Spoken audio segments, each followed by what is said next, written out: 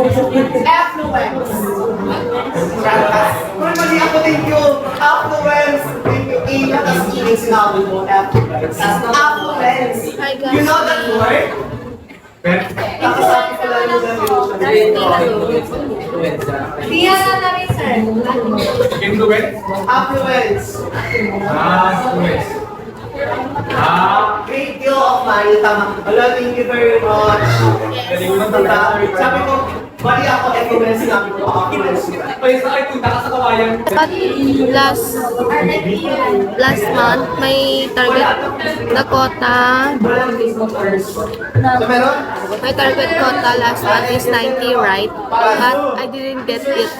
The quota I get last month is 60K. So now I want to be 90K. Affluence. To Pera. buy some phone that I want. Ito, the best The one I told you. affluent you are.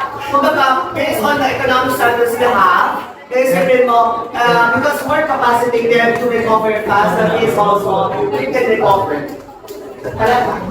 So next, after the purpose of positive studies, we have the provision of evidences for decisions relevant to all. We know already the relationships of these things, these factors. What should we do? Ano din gagawin ko sa person of value, of purpose? Ano din ang gagawin? Nasa hang tuloy Make an action. Go proactive of actions.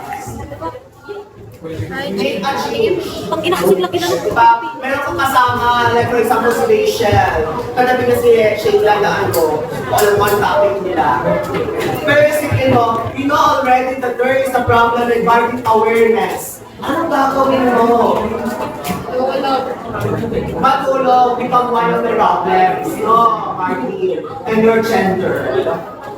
About your age, you know already that there is a problem regarding your gender. Identity. To the exposure level. There is a relationship to the exposure level. What shall you do then? Time out. Kita nyo how even gender can be identified to be one of the factors. In order for us to tell now, you can be secure because you are a male. You can be secure because you are a female. You can be secure because you are both male and female.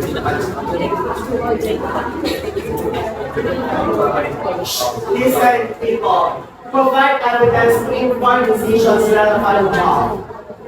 HIV is also considerable in a disaster to someone, diba? It is